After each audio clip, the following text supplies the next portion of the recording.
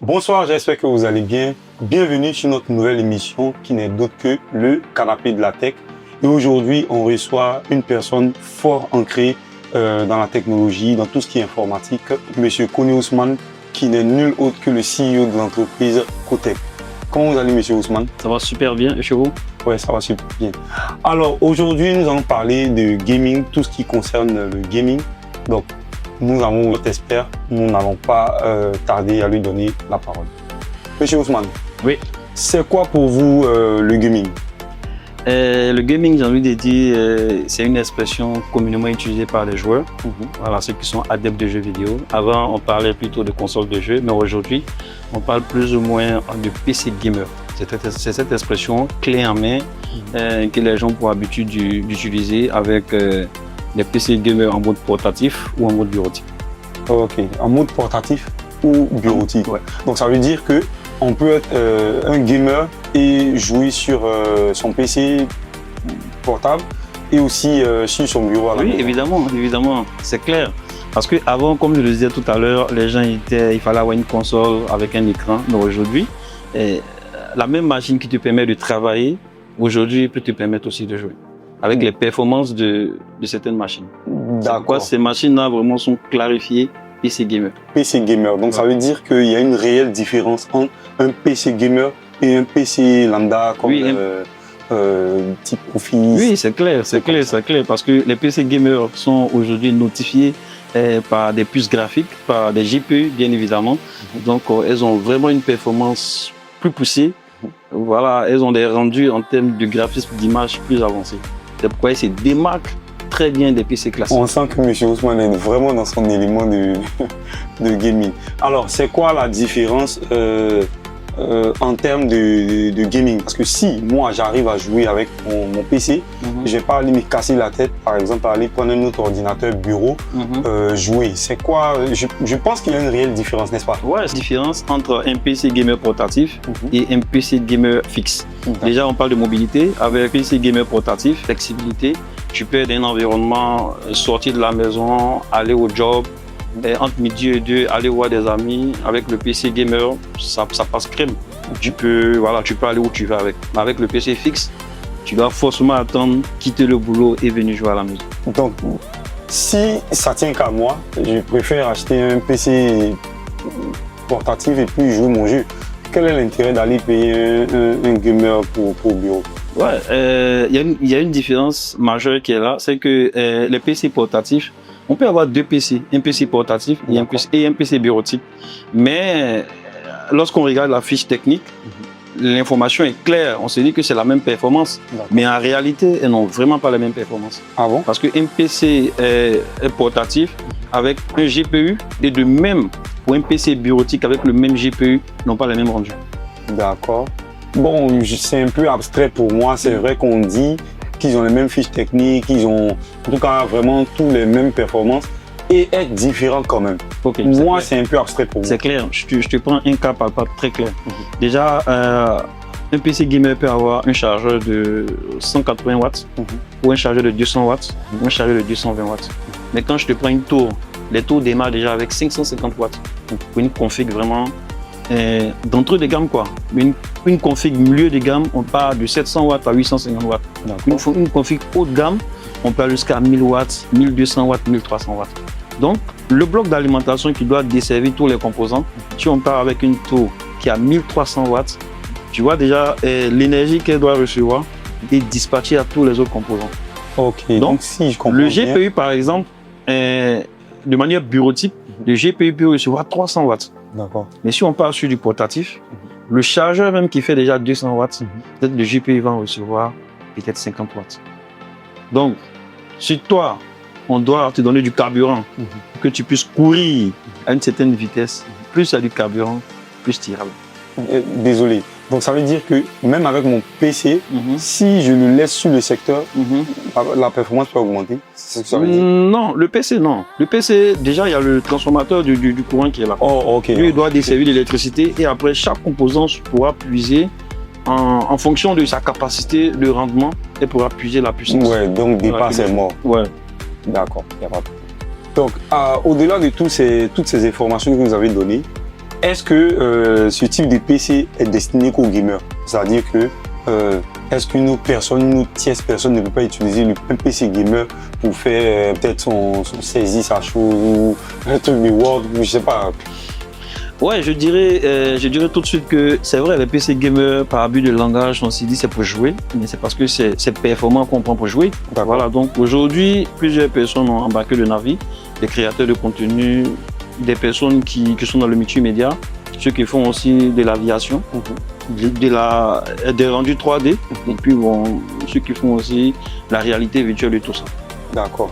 Donc ça veut dire que si tout de suite on veut mettre en place un module pour piloter un avion de façon virtuelle, c'est clair. On peut utiliser, comment on appelle ça, une tour gamer. Clair. Mais ça va dépendre des puissances, c'est ça, non? Oui, moi j'ai plusieurs clients ici, voilà, qui sont passés, où j'ai même installé des simulateurs de vol dessus. Je le fous. Ouais. Apparemment, je pourrais peut-être citer des personnes, mais là, comme on est en face d'une caméra, je pourrais peut-être mettre. Apparemment, l'entreprise Cotech, là, c'est pas une petite entreprise. Hein. Les gars, n'hésitez pas à venir voir Cotech. Non, il n'y a rien. D'accord. Donc, du coup, quelle est votre préférence entre PC et puis tour bureautique ou, Bon, après, ça dépend de l'usage. Hein. Ça dépend de l'usage. Pour quelqu'un qui est plus dans la mobilité, un PC portable, c'est vite fait, quoi. Et pour quelqu'un aussi qui reste beaucoup à la maison pour bosser, là, tout. Mais après, en termes de performance, si on recherche vraiment la performance, il n'y a rien à dire. On part direct sur une tour. Ok. D'accord. Donc, du coup, je pense que dans ce même sens de performance, j'ai une question. Okay. Est-ce que, par exemple, pour moi, qui n'est pas un gamer, qui n'est pas quelqu'un qui joue au jeu, mais j'ai peut-être un ordinateur, un HP que j'ai à la maison, que j'ai l'habitude de regarder mes vidéos YouTube dessus et tout. Est-ce que je peux utiliser ce PC-là pour jouer des jeux? Pour jouer. Bon, je pense que déjà, ce qu'il faut savoir, c'est qu'un PC aujourd'hui, il y a des PC dans tous les gammes, milieu de gamme et puis haut de gamme. Okay. Donc je dis n'importe quoi, peut-être que ta machine c'est un PC HP. D'accord. Mais il faut d'abord savoir dans quelle classe de catégorie votre PC est logé. D'accord. C'est-à-dire... Ça peut être un PC portatif, mais qui a une carte graphique dédiée par exemple. Ok. Une fois qu'il y a une carte graphique dédiée, ce PC est considéré comme un PC gamer. D'accord. Donc tu peux déjà commencer à jouer avec, même si ce n'est pas des jeux gourmands. Il y a des jeux par contre que tu pourras lancer avec. Ok, donc ça veut dire que si moi j'ai mon ordinateur à la maison, c'est pas parce que c'est un PC que je peux forcément jouer avec. Ouais. Donc en fonction du type de jeu que je veux jouer, il va falloir adapter, vous avez dit, carte graphique. Non, des PC déjà viennent, il y a des PC qui sont dédiés à la bureautique. Quand je dis bureautique, c'est travailler sur Word, Excel, PowerPoint, je le mets un peu sur Internet. Ça c'est vraiment des PC dans tous les gammes. Mais un PC qui a une carte graphique dédiée, elle est tout de suite logée dans la gamme des PC gamers. Des PC déjà performants avec un rendement graphique top. Maintenant, dans cette catégorie encore, il y a une classification qui est claire. C'est-à-dire un PC gamer, nous avons en entrée de gamme, nous avons en milieu de gamme et nous avons en haut de gamme. Donc en fonction du jeu que tu veux jouer, tu peux peut-être aller chez le constructeur. Là, tu as une fiche technique claire qui va te dire peut-être pour jouer à ce jeu, j'ai besoin d'une graphique de 4 Go, de 8 Go ou bien de 12 Go. Donc en fonction de ta fluidité, de lancement de tes jeux et tout ça, tu as vraiment besoin d'un GPU. Ah, ça veut dire que moi, mon ordinateur ne pourrait pas jouer vidéo dessus. Ouais. Mais est-ce qu'on peut transformer un ancien ordinateur qui n'est pas forcément gamer en gamer, c'est-à-dire changer pour pouvoir pousser en tout cas les performances de l'ordinateur? Bon, cette question-là, je la reçois plusieurs fois. Voilà, les constructeurs, ils ne sont pas fous, ils ne sont pas dupes. En PC portable, je dirais, on n'a pas la flexibilité de manipuler beaucoup de composants. Les seuls composants qu'on peut pousser en termes de performance, on a la RAM et puis on a la mémoire. Quand je parle de mémoire, c'est la mémoire de stockage. Soit le disque traditionnel que tout le monde connaît ou bien un disque SSD. Ce sont ces deux composants qu'on peut pousser.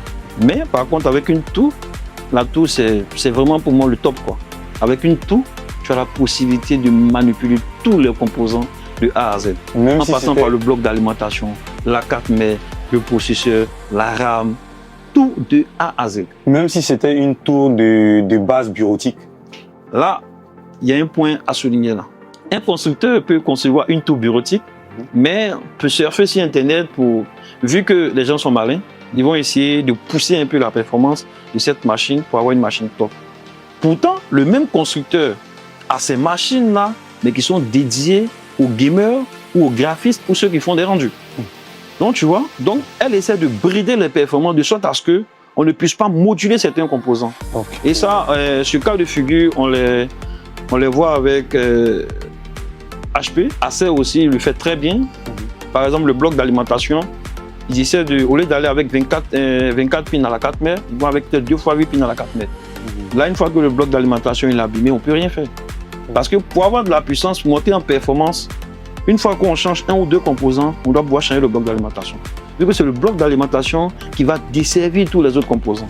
Je dis n'importe quoi, tu as une tour avec une carte graphique de 4 Go. Demain, c'est vrai que tu peux moduler.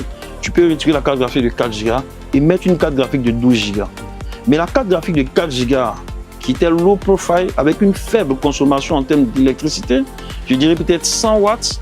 Mais aujourd'hui, quand tu passes avec une 12 Go qui, elle, doit consommer 250 ou 300 watts, là, on est tout de suite amené à changer le bloc d'alimentation. Une fois qu'on n'arrive pas à changer le bloc d'alimentation, là, c'est foutu. Le constructeur, c'est là qu'il va t'avoir. Il sait que les autres composants, tu vas les changer. Mais la pièce maîtresse qui doit desservir l'électricité à tous les autres composants, c'est le bloc d'alimentation. Ah, les amis, pour faire bref, si vous avez un ordinateur, si vous voulez jouer sur votre ordinateur, allez payer un nouvel ordinateur. Je pense que ça vaudrait mieux. Voilà, parce que tout ce que monsieur explique ici, là, franchement, il connaît son domaine. Ok, d'accord. Est-ce qu'il y a des écrans particuliers pour jouer à des jeux où c'est un peu comme à PlayStation, tu prends la console, tu branches à la télévision et puis on peut jouer rapidement? Oui, évidemment.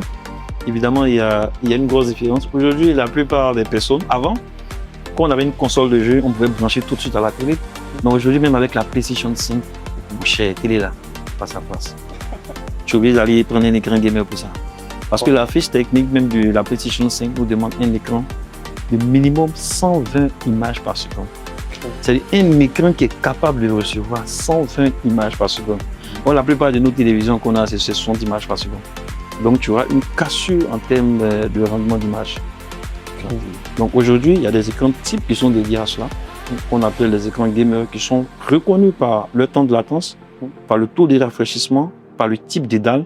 Donc on peut aller avec des écrans allant de 120 images par seconde, 144 images par seconde, 165 images par seconde, 250 images par seconde. Aujourd'hui où je te parle là, il y a des écrans qui sont capables de recevoir 600 images par seconde. Ça peut diffuser quoi? Ah ouais. C'est le rendu. C'est le rendu. Parce qu'après, l'affichage graphique séduit le joueur avec un rendu fluide, les mouvements des acteurs de jeu fluides, limpides. Donc, il n'y a pas de cassure quoi. Pour aller encore plus loin dans mon explication, si vous avez un PC gamer et vous allez sur un PC bureautique avec un temps de rafraîchissement de 60 images par seconde, le PC gamer que tu as est capable de transmettre souvent 250 images par seconde. Mais l'écran que tu as en face de toi n'est pas capable de recevoir ça. Comme si tu as une assistante qui est capable de traiter 60 dossiers par jour et toi, tu lui envoies 250 dossiers. Elle ne pourra pas les traiter. Voilà. C'est sûr. Donc après, il y a une cassure. Voilà. Donc il faut prendre un PC gamer qui est en adéquation avec l'écran pour un mariage parfait.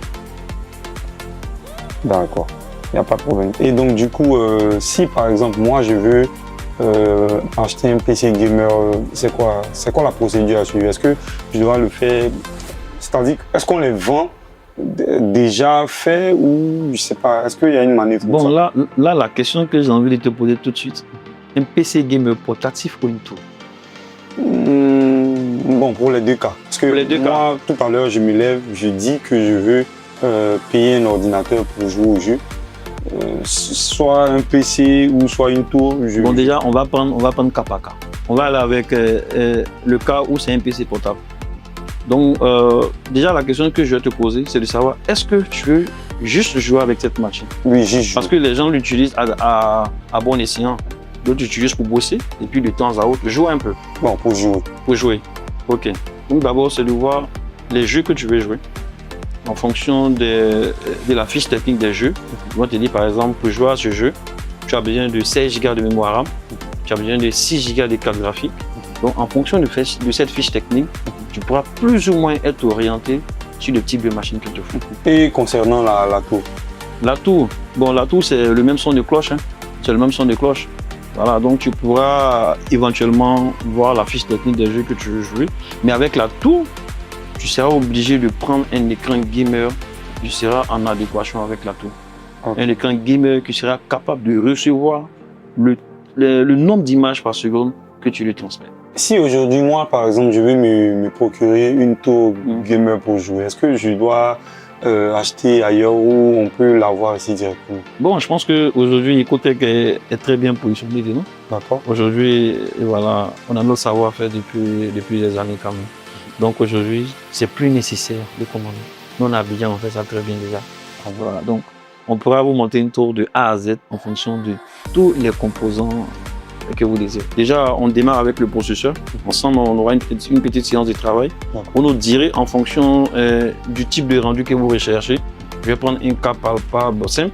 Pour quelqu'un qui fait peut-être de l'architecture, par exemple, il a peut-être des logiciels qu'il utilise comme Lumion, Revit, AutoCAD, Archicad.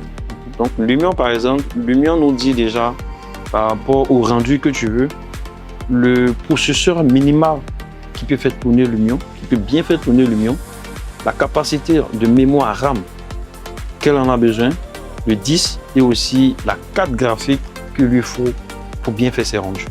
Donc si on part sur ce principe-là, on pourra s'asseoir, on pourra faire sortir vraiment quelque chose de potable.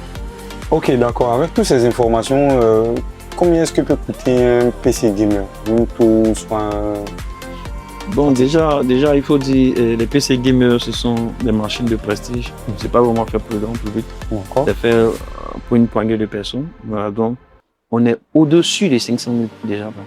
Déjà pour les tours ou pour l'entrée de gamme. Pour l'entrée de gamme, ouais, ok. Pour l'entrée de gamme, qu'on soit sur un portatif ou bien qu'on soit sur une tour. Déjà, on est au-dessus des 500 000. D'accord. Avec l'écran ou sans l'écran? Non, sans l'écran. Ok. Ouais, pour les tours, en tout cas sans l'écran, on est au-dessus des 500 000. Donc un écran peut coûter les écrans, la plage de prix, elle est très large en fonction, comme je le disais tout à l'heure, en fonction des types de dalles. Aujourd'hui, on a plein de dalles. On a les dalles VA, on a les dalles NA, on a les dalles QLED, on a les dalles OLED. Et après, il y a la résolution aussi qui va avec. On a les 4K, on a les 2K, on a les 8K, on a... Donc, par exemple, bon, on a tous des écrans à la maison. Hein. Par exemple, 32 pouces pour 32 pouces, par exemple. 32 pouces. Pour 120 images par seconde, par exemple. 32 pouces. J'ai envie de dire, bon, les 32 pouces, on est à cheval, on va dire entre 300 et 450. En 32 pouces. Bon, après, ça va dépendre de beaucoup de technicité. Donc, le même écran que tu l'as peut-être à 300 000, tu peux avoir la même taille à peut-être 600 000. Ça va dépendre maintenant de la technicité, comme je disais, le type de dalle, le taux de rafraîchissement, la résolution surtout. Pour tous vos besoins de matériel informatique, on a le site qui est là, www.ecotech.ci. Vous aurez une panoplie de produits. Entre-temps, n'hésitez pas à vous abonner, à liker et puis à partager à de nombreuses personnes qui sont peut-être intéressées par le sujet. Alors, merci beaucoup, Monsieur Ousmane. Nous sommes pratiquement à la fin de l'émission. Est-ce que vous avez quelque chose à dire pour clôturer tout ça? Ah bon, je dirais, vous êtes à la bonne adresse, hein, chez Ecotech. Vous êtes entre de bonnes mains. Si vous avez envie de monter une config, si vous doutez de votre savoir-faire, si vous cherchez des composants de prestige, des composants de luxe, des composants à couper le souffle, vous êtes à la bonne adresse. Alors, nous sommes à la fin de notre émission et nous allons bientôt nous lever du canapé de la tech. On espère que vous avez aimé l'émission, on espère vous revoir et assurez-vous que nous allons revenir avec des sujets encore plus intéressants que celui d'aujourd'hui. Excellente soirée à vous. Peace. Bye bye.